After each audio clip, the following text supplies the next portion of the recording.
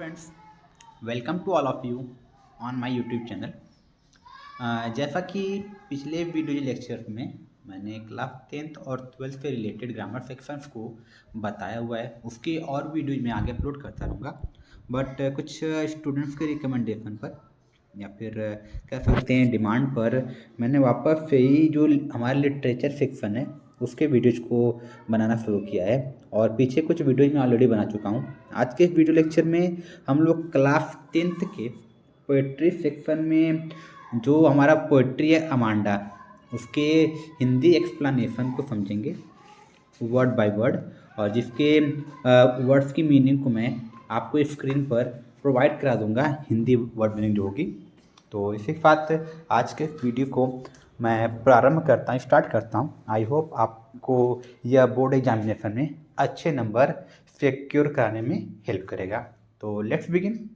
जैसा कि ये जो हमारा पोइट्री है अमांडा, इसमें जो पोएट हैं रॉबिन क्लेइन, वह यह कहना चाहते हैं कि एक लड़की है जिसका नाम अमांडा है, वह अपने पेरेंट्स के कंट्रोल से, उनके इंस्ट्रक्शन से बहुत ज़्यादा तंग आ चुकी है, और इसी वजह से वह एक अकेली शांत ज़िंदगी चाहती है जहाँ पर वह किसी के कंट्रोल में न रहे, और वो सभी चीज़ों को अपने आप स्वयं करना चाहती है बिना किसी कंट्रोल के। तो स्टार्ट करते हैं इस चैप्टर को, इस पोइट्री को। तो पहले स्टैंजा में पोइट कह रहे हैं, don't bite your nails Amanda, don't hunch your shoulders Amanda, stop that slouching and sit up straight Amanda. तो इसमें जो कवि है, इसमें कवि अमांडा की जो माता जी हैं उनके इंस्ट्रक्शन को जो वो अमांडा के ऊपर लगाती है उनको बता रहे हैं कि उसकी माता ये क्या कह रही हैं। Amanda don't bite your nails, Amanda अपने नाखूनों को मत काटो, मत कुतरो, मत चबाओ। Don't hunch your shoulders Amanda, आगे क्या कर रही हैं अमांडा, अपने कंधों को मत झुकाओ, अपने कंधों को झुकाकर मत रहो। Stop that slouching and sit up straight Amanda, Amanda जो तुम यह इस तरह से ढीले ढाले बैठी हुई हो या ढीले ढाले हो, उस तरह ढीले ढाले मत रहो और सीधा होकर बैठ जाओ। तो इस पहले स्टैंजा में अमांडा की जो माता जी हैं वो जो अमांडा को कह रही हैं उसका वर्णन पोएट ने किया हुआ है। तो अब अगले स्टैंजा की तरफ चलते हैं। जो अमांडा सोच रही है after the instruction of her mother, मतलब अपनी माता जी के जो दिशा निर्देश उनको सुनने के बाद अमांडा क्या सोचती है उसका वर्णन पोएट ने नेक्स्ट स्टैंजा में किया हुआ है। There is a language emerald sea where the sole inhabitant is me, a mermaid drifting blissfully. तो इसमें कुछ इंपॉर्टेंट वर्ड मीनिंग्स हैं, जैसे कि लैंग्वेज है, एमराल्ड है। तो लैंग्वेज मतलब क्या होता है, लैंग्वेज मतलब होता है शांत, एमराल्ड मतलब होता है गहरा हरा, उसके बाद है इनहेबिटेंट मतलब होता है निवासी। तो अब अमांडा एक कल्पना कर रही है, कल्पना क्या कर रही है कि कहीं पर कोई गहरे हरे रंग का शांत समुद्र है, अर्थात तो समुद्र में कोई हलचल नहीं है, वो पूरी तरह से स्थिर है, शांत है। Where the sole inhabitant is me, और उस समुद्र में एकमात्र निवासी के रूप में वह है, अर्थात अमांडा है, लेकिन किस रूप में है, अब मरमेड ड्रिफ्टिंग ब्लिसफुली, उसने अपने आप को एक मरमेड बताया है। मरमेड मतलब जल परी, उसने अपने आप को एक जल परी के रूप में यहाँ पर वर्णन किया हुआ है। और क्या कहती है कि वह जल की धारा में प्रसन्नतापूर्वक क्या करती है, ड्रिफ्ट करती है, मतलब बहती है, मतलब उसमें तैरती है। ये रहा अमांडा का थॉट इस स्टैंजा में। अगले स्टैंजा की तरफ चलते हैं। तो अगले स्टैंजा में क्या कह रहे हैं poet, did you finish your homework Amanda, did you tidy your room Amanda, I thought I told you to clean your shoes Amanda. तो पोएट क्या कह रहे हैं कि इस स्टैंजा में अमांडा की माता जी फिर से कह रही हैं अमांडा से, Amanda did you finish your homework, Amanda क्या तुमने अपना जो होमवर्क है, अपना जो गृह कार्य है उसको पूरा किया या नहीं किया। आगे क्या कह रही हैं, did you tidy your room Amanda, Amanda क्या तुमने अपने रूम को व्यवस्थित किया, मैंने तुमसे कहा था ना कि अपने रूम को व्यवस्थित कर लो, अर्थात जो भी चीज़ें इधर उधर रखी गई हैं उनको व्यवस्थित करके एक जगह रख लो। I thought I told you to clean your shoes. Amanda आगे क्या कर रही हैं? अमांडा, शायद मेरे ख्याल से मैंने तुमसे कहा था कि अपने जूते साफ कर लो, तो तुमने ये सारे काम किए या नहीं किए? अब ये कौन कह रहा है? अमांडा की माता ये कह रही हैं। तो फिर से अमांडा इन बातों को सुनने के बाद क्या सोच रही है, उसका वर्णन पोएट ने अगले स्टैंजा में किया हुआ है। I M N orphan roaming the street, I pattern soft dust with my hoofed bare feet. The silence is golden, the freedom is sweet. तो क्या करे अमांडा? अमांडा जब उन बातों सुनती है तो उसके मन में फिर से ख्याल उत्पन्न हो रहा है। अरे होता है ना कि बच्चे सोचते हैं कि हमारे माता पिता हमको रोक टोक रहे हैं, कह रहे हैं कि बेटा ये मत करो, वो मत करो, यहाँ मत जाओ, वहाँ मत जाओ।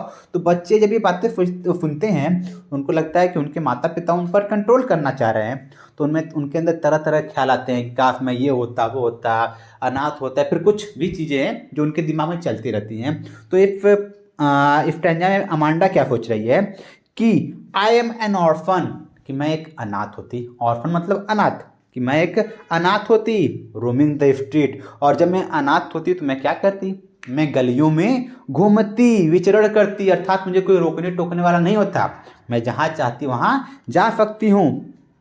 आई pattern soft dust with my hoofed bare feet, और मैं क्या करती? मैं अपने नंगे साथ या दबे हुए पैरों से कोमल मिट्टी पर आकृति बनाती, अर्थात चलते चलते जो मिट्टी होती वो उस मिट्टी पर मैं अपने नंगे पैरों से क्या करती? उस पर आकृति बनाती, तरह तरह के चिन्ह को बनाती। The silence is golden, the freedom is sweet.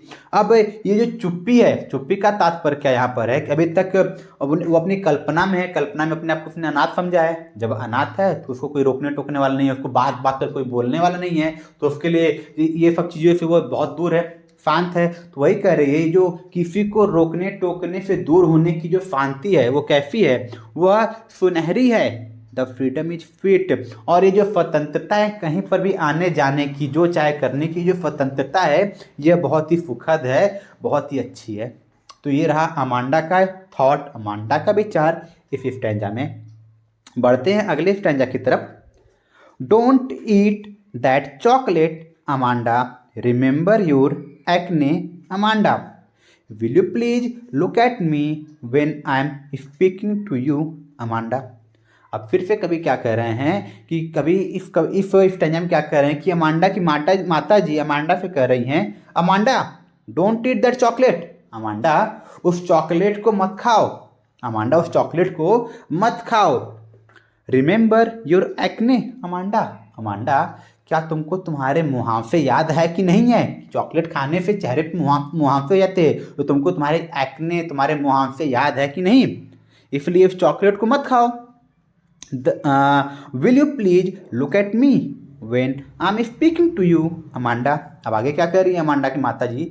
Amanda जब मैं तुमसे बात करती हूँ तो कृपया करके मुझे देखो, मेरी तरफ देखो, तुम इधर उधर क्यों देख रही हो? जब मैं तुमसे बात करती हूँ तुम क्या किया करो? तुम मेरी तरफ देखा करो।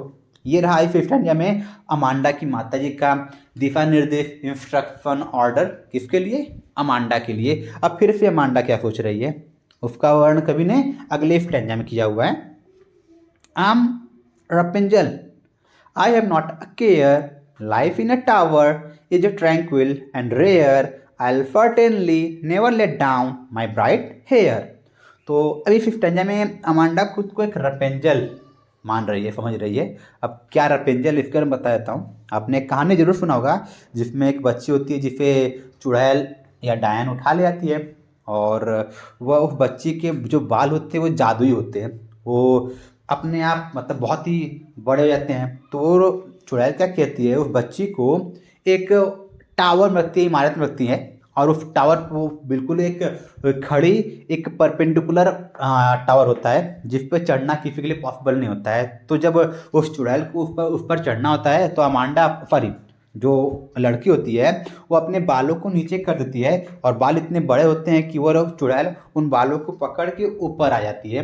तो अमांडा इस स्टैंजा में खुद को एक रपेंजल के रूप में कंसीडर कर रही है, और क्या कह रही है? I am Rapunzel, I have not a care, मैं रपेंजल होती, काश मैं एक रपेंजल होती, लेकिन मुझे किसी की देखभाल की ज़रूरत नहीं होती। Life in a tower is tranquil and rare. और क्या कह रही है कि किसी टावर में, किसी इमारत में जो जिंदगी है वो बहुत ही दुर्लभ होती, बहुत ही शांत होती है, बहुत ही अच्छी होती। मतलब वो क्या, उसके लिए क्या है कि वो अकेले उस टावर में रहती, तो उसके लिए अकेले रहना उस टावर में ऐसी जिंदगी कैसी हो जाती है उसके लिए, शांत, दुर्लभ और अच्छी होती। अर्थात वो अकेले रहना चाहती है। आ, आगे क्या कहा जा रहा है, I certainly never let down my bright hair. और वो क्या कह रही है कि मैं कभी भी अपने चमकदार, चमकीले, सुंदर बालों को नीचे नहीं जो गिराती जिसे पकड़ कोई ऊपर आ जाए। अर्थात वो अकेले रहना चाहती है। फिर वो क्या कह रही है, खुद को उसने एक रपेंजल कंसिडर किया है, माना हुआ है। इसकी वजह से वो कह रही है कि मैं अपने चमकदार बालों को कभी भी नीचे नहीं गिराती कि जिसे पकड़ के कोई ऊपर आ सके। ये रहा इस स्टैंजा का ट्रांसलेशन, इसका एक्सप्लेनेशन। आगे बढ़ते हैं अगले स्टैंजा की तरफ, हमारा जो आखिरी स्टैंजा है। Stop that sulking at once Amanda, you are always so moody Amanda, anyone would think that I nagged at you Amanda. अब अमांडा की माता जी अमांडा क्या कहती हैं कि Amanda stop that sulking at once, हमेशा बुरे मनोदशा में रहना छोड़ दो। मतलब जो हमेशा तुम्हारी ये मनोदशा, जो तुम्हारा जो मूड होता है, जो हमेशा दुखी होता है, बुरा होता है, उस तरह रहना छोड़ दो, बंद कर दो। You are always for moody Amanda. Amanda Amanda जो तुम्हारा मनोदशा है, तुम हमेशा उदास रहती हो, हताश रहती हो, इस तरह रहना भी छोड़ दो। Anyone would think that I nagged at you Amanda. अब तुम इस तरह रहोगी तो कोई भी तुम्हें देखेगा तो वह यही सोचेगा कि मैंने तुम्हें क्या किया है, परेशान किया, या फिर कोई भी देखकर ये कहेगा कि लगता है इस लड़की को इसके माता पिता ने परेशान करके रख दिया है। तो ये रहा इस पोएम अमांडा का Hindi explanation word by word. I hope आपको इसका एक्सप्लेनेशन समझ में आया होगा। तो इसी के साथ मैं आज के इस वीडियो लेक्चर को समाप्त करता हूँ। Thank you.